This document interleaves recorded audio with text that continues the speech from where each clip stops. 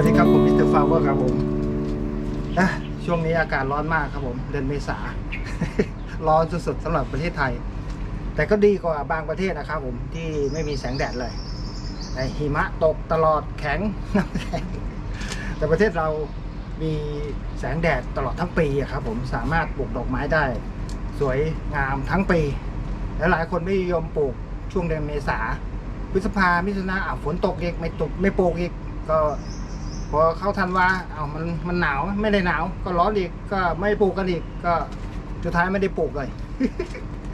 แต่มิสเตอร์ฟลาเวอร์ปลูกทุกวันแล้วก็ปลูกทั้งปี สิ่งที่มิสเตอร์ฟลาเวอร์ชอบมากที่สุดคือดอกไม้ก็คือพิทูเนียนี่นะครับผมซึ่งมันปลูกง่ายแล้วก็โอเคเราจะชอบฤดูหนาวอากาศเย็นๆแต่บ้านเรามันไม่มีครับผมแต่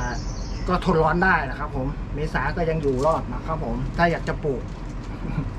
คลิปที่แล้วมิสเตอร์ฟลาเวอร์แนะนำธาตุหลักครับผมธาตุหลักก็มี3ธาตุคือไนโตรเจนฟอสฟอรัสโพแทสเซียมนะครับผมตัวแรกบำรุงลำต้นใบตัว2บำรุงดอกสร้างดอกตัวท้ายก็คือบำรุงดอกนะครับผมตัวกลางคือสร้างดอกนะครับผมถ้าขาดฟอสฟอรัสไปก็ไม่ออกดอกนะครับผมนี่คือธาตุหลักที่พืชขาดไม่ได้นะครับแต่มันจะไม่สมประกอบเลยถึงจะมีธาตุหลัก3ตัวแต่ถ้าขาดธาตุรองจุลธาตุก็ใบก็จะไม่สดใสใบไหม้ใบเหี่ยวใบงอยอดเหลืองใบเหลืองนะครับผมทำให้การสังเคราะห์แสงไม่ได้สังเคราะห์แสงไม่ได้แล้วก็สะสมอาหารที่ใบไม่ได้สะสมอาหารที่ใบไม่ได้ถึงจะใส่ธาตุหลักเข้าไปอย่างฟอสฟอรัสสูงหรือว่าอะไรสูงปุ๋ยธาตุหลักมันก็ไม่ออกดอกครับผมมันมีส่วนประกอบของมันอยู่นะครับผมเช่นธาตุรองก็จะมีแคลเซียมแมกนีเซียมกรรมฐานส่วนจุลธาตุก็จะมีพวกแมงกานีสสังกะสีเหล็กทองแดงโพลิทินัมประมาณนี้แหละครับผมคือมันรวมๆกันทำให้พืชใบเขียวสดใสไม่มีอาการใบหยิกใบงอเหมือนกับถ้าขาดปั๊บมันก็จะเหมือนกับตัวนี้ครับดูนะครับว่าขาดตัวนี้ขาดแคลเซียมจะเป็นใบแบบนี้ยอดแบบนี้ขาดแมกนีเซียมก็จะเป็นแบบนี้ขาดธาตุเหล็กยอดก็จะเหลืองอะไรประมาณนี้นะครับผมให้ดูครับถ้ามันไม่สมประกอบมันสังเคราะห์แสงไม่ได้ดีมันก็สะสมอาหารได้น้อยแล้วก็จะไม่ออกดอกเลยครับผมโอเคนะครับแต่ถ้าเราลงไปก่อนท่านหลักแนะนำไปแล้วคลิปที่แล้วต่อไปก็จะเป็นธาตุรองแล้วก็จุลธาตุนะครับผมพืชแม้ต้องการน้อยแต่ก็ขาดไม่ได้ถ้าขาดแล้วจะมีผลต่อการเจริญเติบโตการออกดอกนะครับผมเราก็ไปหาซื้อเอาใน Lazada ครับผมพวกแคลเซียมโบรอนอย่าไปเอาแต่แคลเซียมโบรอนนะครับผมต้องเอาแคลเซียมโบรอนแล้วก็จะมีแมกนีเซียมมีกรรมฐานมีพวกจุลธาตุเช่นเหล็กแมงกานีสทองแดงสังกะสีอะไรเนี่ยเอามาให้หมดนะครับผมเพื่อที่ให้พืชได้ครบทุกแร่ธาตุนะครับผมวิธีเอามาฮะตรงนี้ใช่ไหมซื้อมามันก็จะมีแพ็คมาเป็นปุ๋ยแคลเซียมไนเตรตมีกรรมฐานแล้วก็มีจุลธาตุแล้วก็มีพวกอะไรจุลธาตุก็จะเอาถ้าเอาพวกที่เป็นสีเขียวๆคือมันจะไม่พอครับผมมันน้อยเช่นนิกสเปรย์เงี้ยมันไม่พอต้องเอาพวกที่เยอะมาอย่างเช่นเหล็กเนี่ยเอามาเยอะหน่อยนึงเห็นไหมฮะถุงธาตุเหล็กแมงกานีสสังกะสีอันนี้ก็จะเพิ่มขึ้นมาตัวนี้จะดีมากครับราคาค่อนข้างสูง240ค่าขนส่งก็จะประมาณเกือบ300 แต่มันคุ้มครับผมมันเป็นน้ำผสมน้ำทำน้ำสต๊อกได้20 ลิตรนะครับผมถ้าต้นไม้เยอะอย่างนี้ก็ใช้20 ลิตรนะครับผมแต่ถ้าต้นไม้น้อยก็เอาพวก5 ลิตร10 ลิตรมาก็จะถูกลงมาหน่อยครับผมเตรียมถังไว้ที่มีฝาปิดมิดชิดอย่างนี้ครับทึบแล้วก็ใส่น้ำลงไปที่ว่าถังนี้ซื้อมาชุด10 ลิตรใช่ไหมครับผมแล้วก็ใส่น้ำ10 ลิตรลงไปอยู่ประมาณนี้ใช่ไหมฮะแต่ถ้าถัง20 ลิตรต้องเอามากกว่านั้นนะครับถังมากกว่า25 ลิตร30 ลิตรเพราะว่าใส่ปุ๋ยลงไปแล้วมันจะล้นออกมาครับผมก็วิธีทำก็ไม่ยากนะครับผมแต่มิสเตอร์ฟาวไม่ทำคลิปมันจะยาวใส่น้ำลงไปหรือว่า10 ลิตรอยู่ประมาณนี้น้ำเปล่าครับผมถ้าจะให้ดีถ้าเป็นน้ำประปาก็ใส่ทิ้งไว้สัก2-3 วันนะครับผมเพื่อให้คลอรีนละลายหมดก่อน ระเหยน้ำไม่มากหน่อยปรับค่า pH น้ำนิดนึงไม่ต้องปรับก็ได้ครับเดี๋ยวมันค่า pH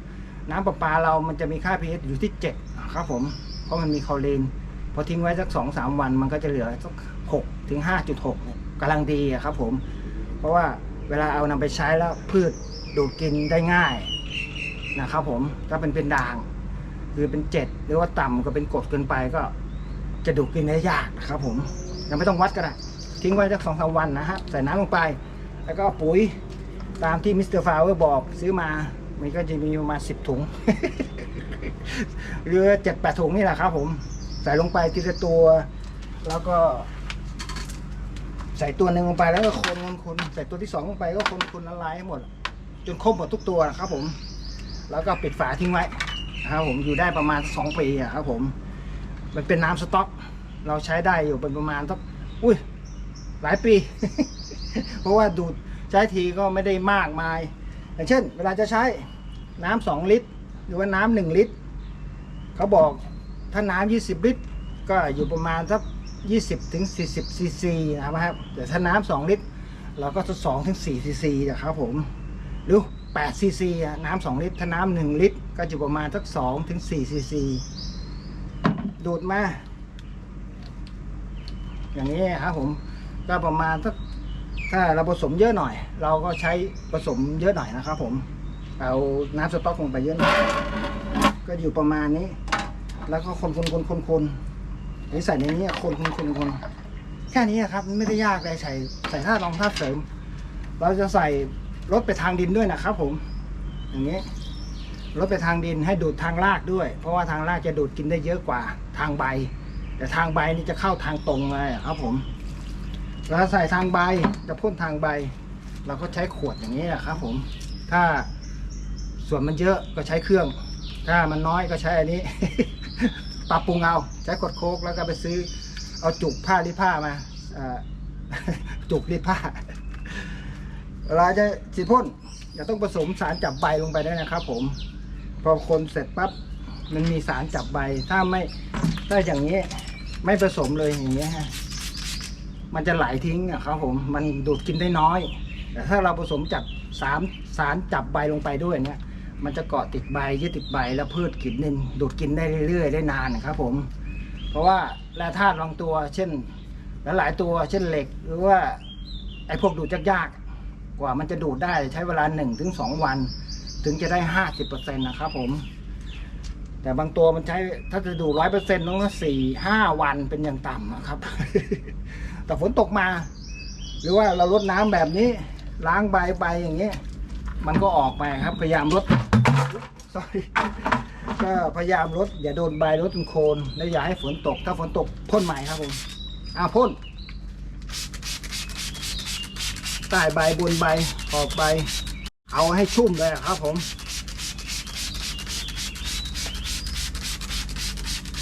เนี่ยก็จะดูดกินทางใบใช้เวลาเนี่ยนึงแล้วมันเข้าทางตรงแล้วเข้าได้ไว3 วันเห็นผลนะครับผมเช่นใบเหลืองใบด่างยอดลายยอดเหลืองขาดธาตุเหล็กใบเหลืองใบด่างก็จะเป็นประมาณขาดสังกะสีครับผมนี่ฮะพ่นเลยครับให้ทั่วให้โชคไปเลยครับผมผสมตามอัตราส่วนนะครับมากไปใบไหม้ โอเคครับแค่นี้ครับพืชได้รับธาตุอาหารที่ครบทั้ง17 ธาตุเนี่ยก็ไม่มีอะไรที่จะไม่ออกดอกหรอกครับผมออกดอกแน่นอนดูมิสเตอร์ฟลาเวอร์ โอเคครับผมคลิปนี้มีแค่นี้นะครับผมหวังว่าคงจะเป็นความรู้เล็กๆน้อยๆนะครับสำหรับคนที่ชอบปลูกดอกไม้ที่บ้านนะครับผมบางคนใส่ธาตุหลักไม่พอครับผมมันต้องมีธาตุรองธาตุเสริมหรือว่าจุลธาตุลงไปด้วยเพื่อให้พืชได้ครบเหมือนเราอยากร่างกายแข็งแรงครับไม่ใช่กินอะไรไม่ครบครับผมขาดแคลเซียมไปก็มีปัญหาเรื่องกระดูกขาดวิตามินซีวิตามินเอก็มีเรื่องสายตาครับเอาให้ครบ ขอบคุณครับที่รับชมมิสเตอร์ฟลาเวอร์ครับ